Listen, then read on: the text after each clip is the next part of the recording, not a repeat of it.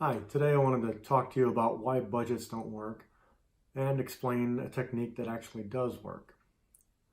Now, this is coming from somebody who is a die-hard budgeter. I budgeted for 8 years of my life. In the year that I stopped using budgets, I ended up paying off more debt that year than I did the whole 8 years previous because budgets don't work. Now, why don't they work? Budgets don't work for the same reason that diets don't work. You've seen people go on diets, maybe you've been on a diet yourself, and you might have lost the weight, but you struggled with it the whole time. And when you finally got done with the diet, whatever weight you lost probably came back. The problem with the diet is it doesn't actually do anything to change anything about you. So you're changing the things you eat, but you're not doing anything to change the things that you like to eat. You may not be eating cake or Twinkies or cheeseburgers or whatever it is that you're taking out of your diet, but you still like those things. You're simply denying yourself the ability to eat those things for a temporary period of time. So you may be eating more kale or salad or I don't know, tofu, whatever healthy foods people like. But you don't actually value those foods. You're simply substituting what you consider to be healthy foods for what you consider to be unhealthy foods without doing anything to change the way you feel about that food. So when you do that, diets are horrible. They're not fun. You're not eating the stuff you like. You're eating a bunch of stuff you'd rather not eat. And you're doing it for a specific goal. That's actually a good thing. But then the problem is once you hit that goal, then it's like, I'm done with that. I'm going back to the stuff I like. And now you gain the weight back. And oftentimes you gain back more than you lost. That's why diets don't work. Well, budgets don't work for the same reason. Budgets don't do anything to affect the underlying values. And when I talk to people about what kind of things do they value, I'll get answers like education funds for themselves or for their kids, or houses, or retirement funds, cars, things like this. But then when you go and look at the things they're actually spending their money on, it's things more like eating out, fast food, expensive coffee, video games or movies, entertainment. Now, there's nothing wrong with buying any of those things. The problem comes up when you have one set of values that you think you value that differs greatly from what your behaviors are, which are the things you're actually valuing in your spending decisions. That's when you get a problem. When those things are diverging, you have an issue.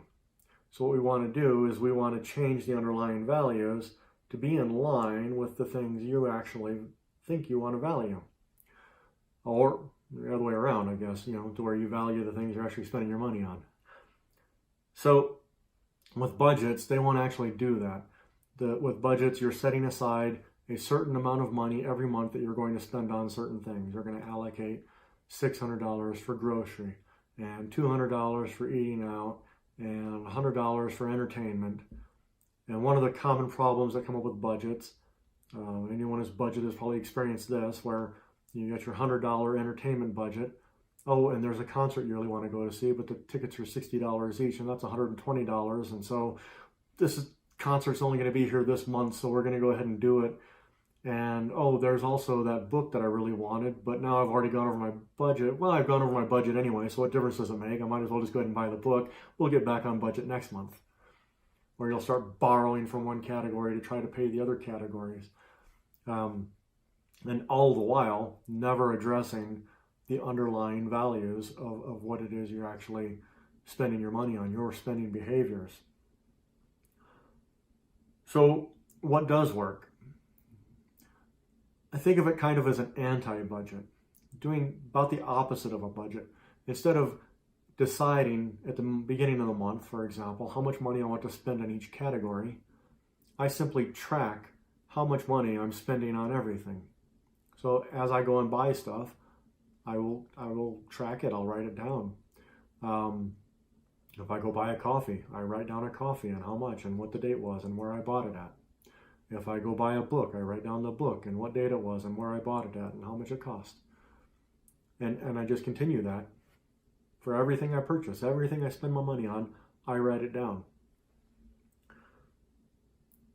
What this does is that brings my spending habits into conscious awareness. Instead of just spending automatically, I actually bring it up to my consciousness. I can see the things I'm spending my money on.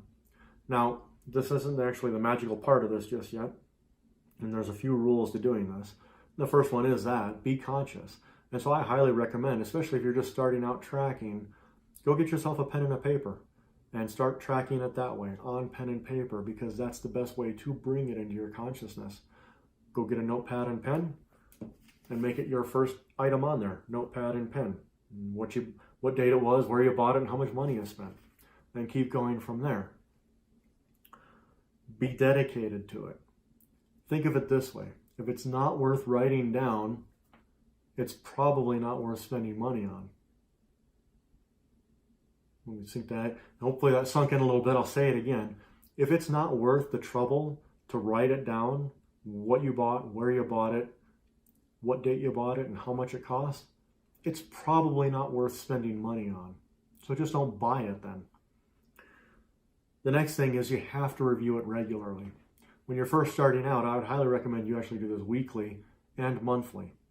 But at the very least, monthly. You need to be tracking every month what you're spending and then reviewing what you're spending those purchases on. So now, instead of having categories for your budget, you're going to be reviewing your expenses and putting them into categories of spending.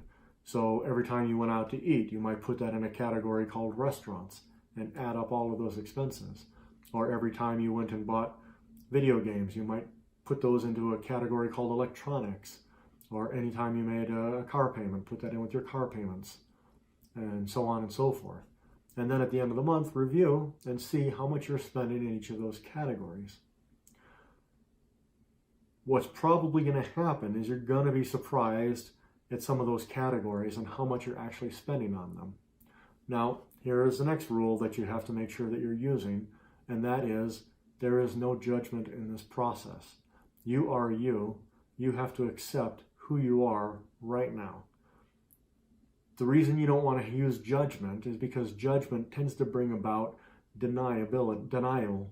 And if you're denying things, that actually reinforces the way you currently are, and you want to be open to changing your values. So the bottom line is you can't be open to changing your values if you're judging yourself for the expenses you're making now. So if it turns out you spent $300 on shoes or $600 on fast food, don't judge yourself for it. Understand these are your current spending behaviors. And now, if you want to change it, you can. You're aware of it. In fact, you don't even have to make the decision to change it. Simply review it, understand where you're spending your money on, understand where you think you would like to be spending your money on, and you will start to actually make those changes without having to do any further effort on your part whatsoever. It will just automatically start to happen. So, track your expenses. I recommend you do it with pen and paper to start with because it needs to be brought into your conscious awareness. Review your expenses periodically. Be dedicated in everything you're tracking, and don't use judgment when you're going to review it. Make sure that you're accepting yourself and loving yourself for the person you are, knowing that you're going to be a better person tomorrow. Now, I've looked around for different software that might actually do this, make it easier, and I haven't found one. Really, the way I do it is I write them down in pen and paper, and then I'll actually take the pen and paper and I'll transfer it into a spreadsheet. And I like to use Google Sheets, but you can use any spreadsheet. And I've got one that you can use already, and I'll link it here in the blog. And if you want to, you can go ahead and and use that one. My next video, I'm going to actually show how I use the tracking sheet and do like a demonstration of it. So hopefully that's giving you something to think about. Budgets don't work. If you're budgeting now, I highly recommend you try switching your budgeting for tracking. If you're not budgeting or tracking, you definitely want to start tracking because you have no idea where your money is going, and it's probably not going where you think it's going, or it's not going in ways that are productive to you. So start tracking, try it now, and try it on your own, and then come check out my next video on how I do it. Thanks.